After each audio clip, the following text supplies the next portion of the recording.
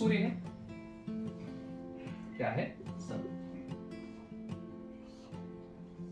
सूर्य की किरणें ऐसी जाती हैं, कैसे, इस प्रकार, अर्थात एक सीधी दो कोण बनाते हैं। तो इन कोणों का मान कितना रहता है, 23.5 डिग्री। कितना मान रहता है कोणों का, 23.5 डिग्री।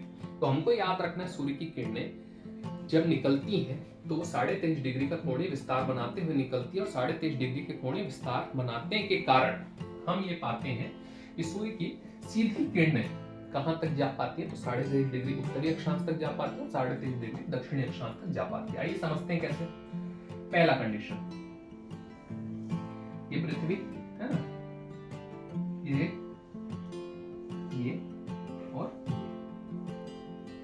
ठीक, तो ये है 0 डिग्री। अब बेसिकली आप समझिए, मार्च, जून, अक्टूबर और दिसंबर, है ना, सितंबर अक्टूबर है ये बेसिकली, है ना। तो मार्च जून, बेसिकली आप ये पाते हैं कि मार्च और सितंबर का जो महीना रहता है, किसका महीना, मार्च और सितंबर का जो महीना रहता है, यहाँ पे हम सामान्य तौर पे देखते हैं कि न ज्यादा ठंडी रहती है न ज्यादा गर्मी रहती है ना, ज्यादा ठंडी भी नहीं पड़ती है, ज्यादा गर्मी भी नहीं पड़ती है, नॉर्मल टेम्परेचर वाला मौसम रहता है। जबकि हम ये देखते हैं कि जून में बहुत ज्यादा भीषण गर्मी का प्रकोप देखने को मिलता है। वहीं दिसंबर जनवरी में हमें क्या देखने को मिलता है, भीषण सर्दी का प्रकोप देखने को मिलता है। तो एक समय बहुत ज्यादा सर्दी है, एक समय बहुत ज्यादा गर्मी है, एक और दो समय में हम देखते हैं न ज्यादा सर्दी है न ज्यादा गर्मी, तो आप देखते हैं। तो अभी ये मार्च का महीना है ना, मार्च के महीने में हम ये देखते हैं कि सूर्य की सीधी किरणें भूमध्य रेखा पर पड़ रही हैं। किस पर पड़ रही है, भूमध्य रेखा, और तिरछी रेखाएं कहां पे जा रही, 23.5 डिग्री ऊपर और 23.5 डिग्री नीचे। इसका तात्पर्य ये है कि सूर्य की किरणें सीधे लंबवत कहां पे पड़ रही है, भूमध्य रेखा पे। तो इस समय गर्मी कहां पे पड़ रहा होगा, तो भूमध्य रेखा पे पड़ रहा होगा। और बाकी तिरछी किरणें पड़ने के कारण 23.5 डिग्री ऊपर और 23.5 डिग्री नीचे हमें क्या देखने को मिलता है, न ज्यादा ठंडी न ज्यादा गर्मी। जबकि अब आते हैं जून माह में।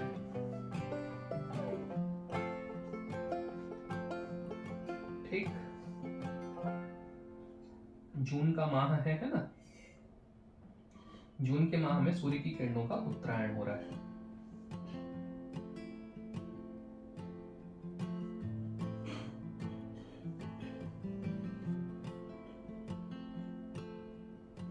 ठीक, अब सूर्य की किरणें सीधी कहां पर पड़ती हुई दिखाई दे रही हैं, तो 23.5 डिग्री उत्तरी अक्षांश में पड़ती हुई दिखाई दे रही है। कब, जून माह में। और सूर्य की किरणें कहां पे तिरछी पड़ रही हैं, तो भूमध्य रेखा में, और यहाँ पे लगभग 63 डिग्री के आसपास तिरछी पड़ती दिखाई दे रही है। सारी की सारी रेखाएं उत्तरी अक्षांश में। इसका मतलब ये है कि जब दक्षिणी अक्षांश में इस समय सूर्य की किरणें नहीं पहुंच पा रही, तो वहां पे भीषण सर्दी का एहसास हो रहा होगा।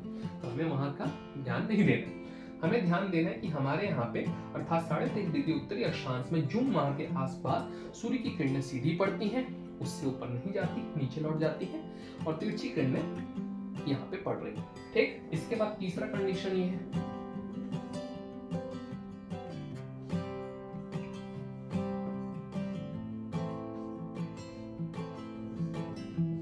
ठीक है, यहाँ पे तीसरा कंडीशन।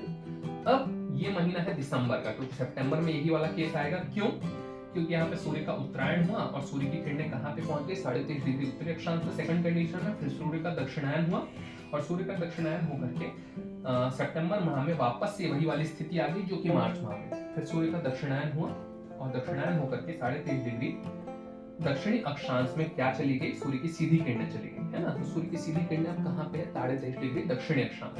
इसलिए हम ये पाते हैं कि 23.5 डिग्री दक्षिणी अक्षांश में इस समय भीषण गर्मी होगा, और हमारे यहाँ पे चूंकि सूर्य की किरणें तिरछी भी नहीं पड़ रही है, इसलिए हमारे यहाँ पे ठंडी का एहसास होगा। तो आशा करता हूँ ये कॉन्सेप्ट समझ में आया। तो इस कॉन्सेप्ट में एक बात समझने योग्य ये है कि सूर्य की सीधी किरणें कहां तक जा पा रही है, 23.5 डिग्री उत्तरी अक्षांश, और वहीं से लौट करके आती है 23.5 डिग्री दक्षिणी अक्षांश। इसका मतलब सूर्य की किरणों का जो विचलन है वो केवल और केवल 23.5 डिग्री उत्तरी अक्षांश से लेकर के 23.5 डिग्री दक्षिणी अक्षांश के मध्य हो रहा है, ना उससे ऊपर ना उससे नीचे। तो सूर्य के विचलन के आधार पे, सूर्य की सीधी किरणों के विचलन के आधार पे हमने उस बिंदु, जिस बिंदु तक ये जाते हैं और वापस लौट करके आते हैं, उनका नामकरण किया है और उसी बिंदु को हम कर्क रेखा और मकर रेखा के नाम से जानते हैं। किस नाम से जानेंगे? कर्क रेखा और मकर रेखा के नाम से जानेंगे। तो आशा